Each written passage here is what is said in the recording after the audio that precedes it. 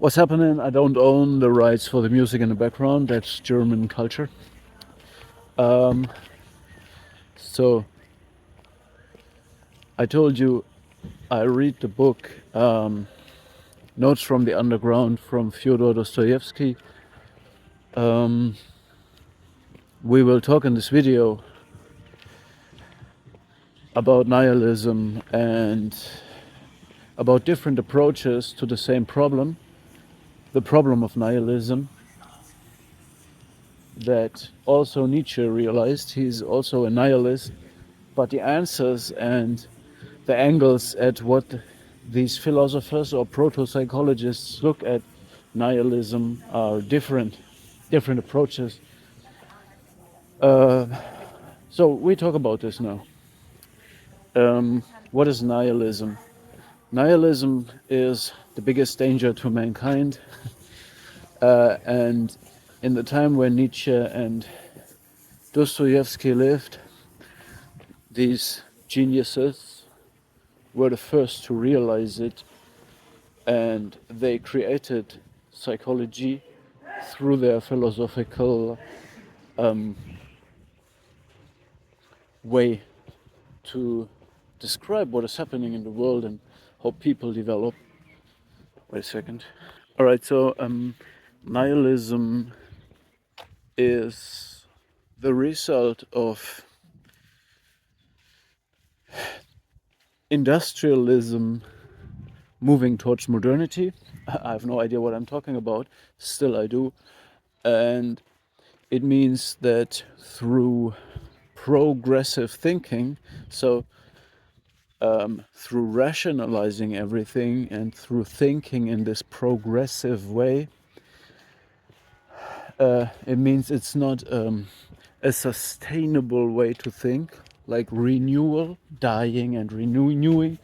Progression means no dying, no renewing through death, but constant improvement towards that what is good.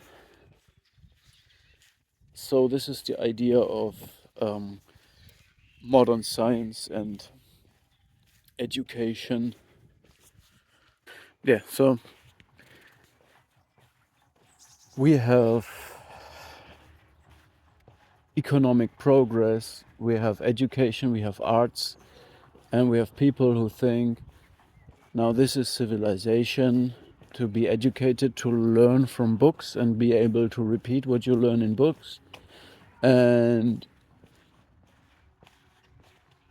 through your education, you can be rich, and when you're rich, you can consume art, and this means you have good taste. So this is the breeding ground of what nihilism is,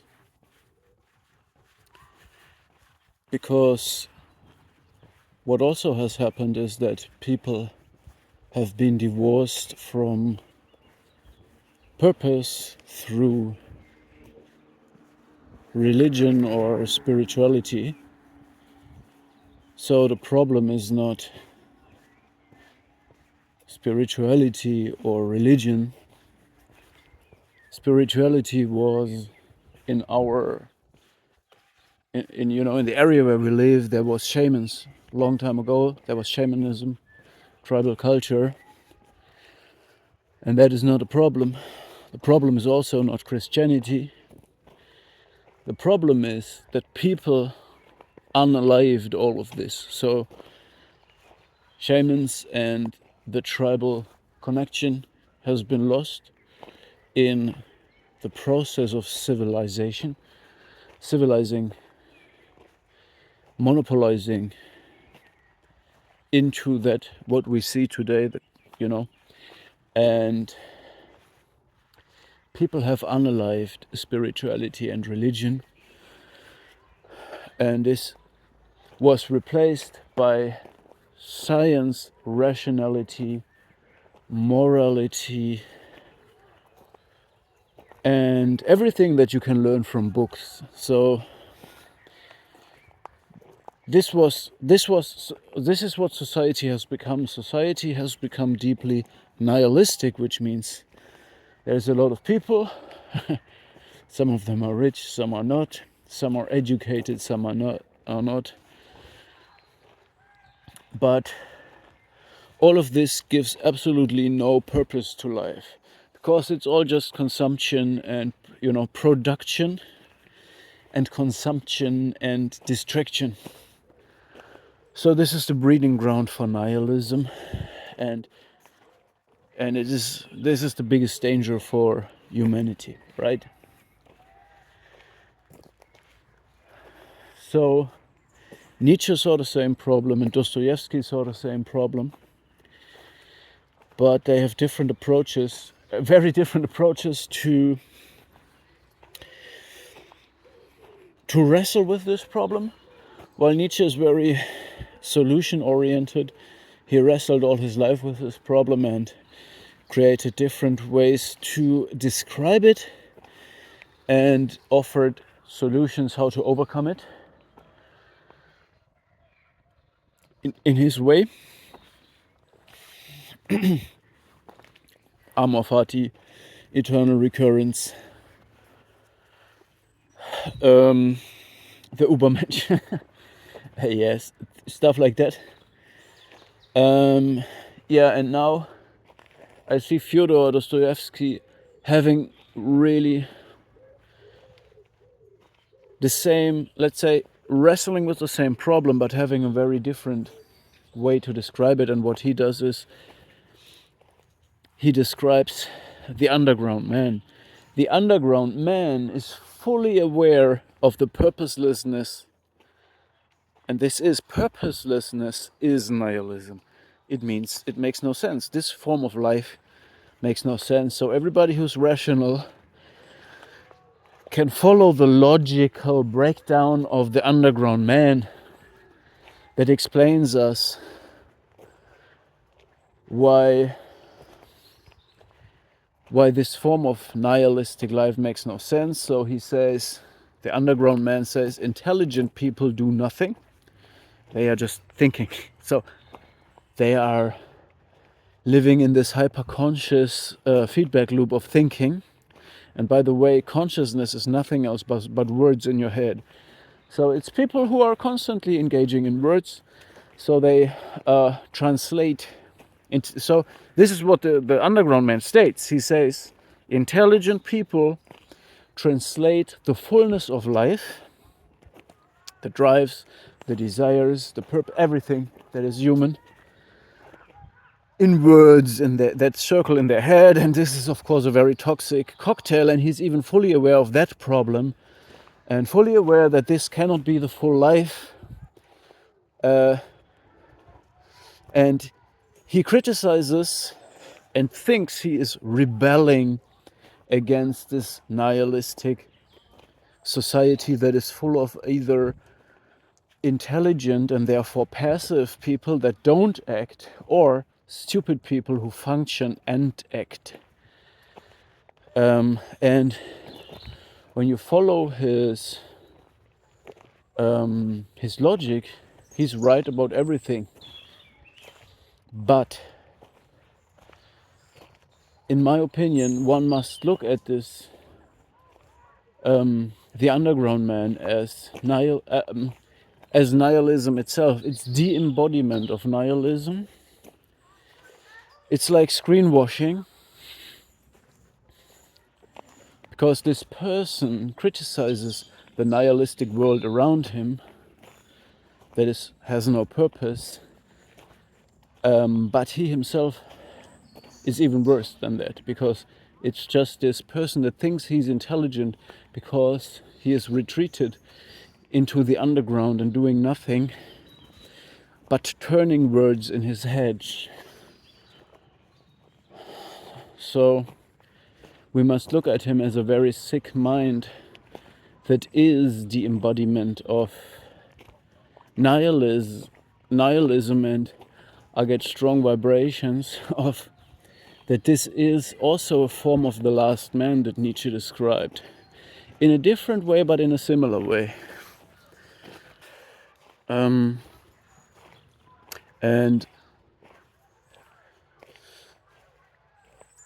I can affirm that it helps to transcend experiences that you make with people who have so covert narcissistic borderline traits, with, because this man openly reflects about the sick nature of sadomasochistic tendencies, and I realized how confusing it is for the target and victim of this, because we intuitively assume that people take no joy in inflicting pain on others. We intuitively assume that people don't take joy in having pain themselves.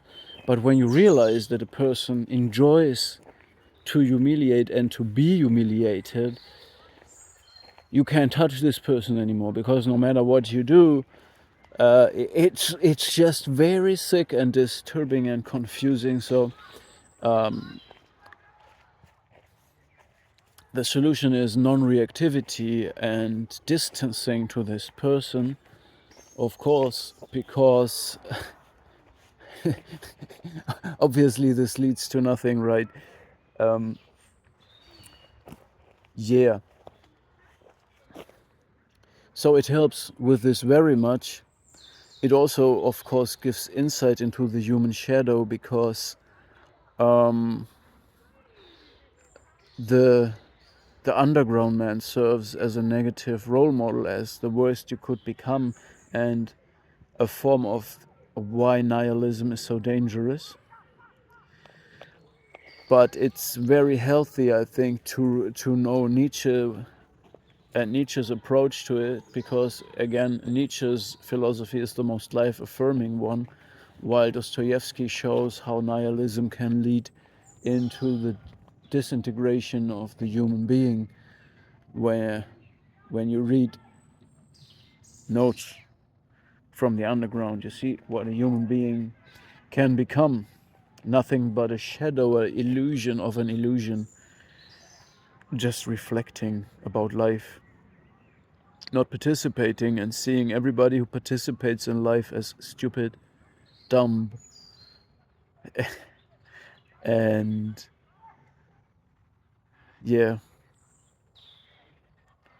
staying in a state of feeling like rebelling against everything, and kind of proving his individuality by rejecting everything, but really being the problem itself, being the disease itself, being worse than everything he criticizes. So this is my opinion about it. And what is funny about the book is, on the backside of the book, on the cover, as usual, there is a comment, and the person commenting got the whole book wrong. This is not maybe, this is not maybe the person, no, the person got the book wrong, misleading all the readers. Because on the cover of the book, the comment is, Fyodor Dostoevsky describes a man that is spending the rest of his life vocalizing his frustration with the nihilistic society that I have described, that is progressive, with people who say they are educated and civilized, and they misunderstand the consume of art and the consumption of art as being civilized and educated, with really being creative, productive, and artistic in the same way. And of course, you can criticize this. This is nihilism on a level of society, but it is personalized and brought to a focus in this person that thinks, that's the clue. The underground man thinks he's rebelling against it, but he's not. He's the problem. While the person that wrote the cover of the book says that this underground man is spending his time to vocalize his frustration with this nihilism in society and rebelling against it, as if it was at least an anti-hero. But it's not the case. This person is not a hero, not an anti-hero, but the focus problem of nihilism, deceiving and deluding himself. So it makes me, as you might sense, a little bit aggressive to read this book. But I really got more aggressive when I read the comment of the person that didn't get it right. No, when you read how this underground man speaks, it made me a little bit angry or aggressive, because it's just this spirit of embarrassment. So a person that is embarrassed about everything but doesn't move and act, and calls people stupid who function in society and try to, at least live. But this person is turning thoughts, and that's exactly what.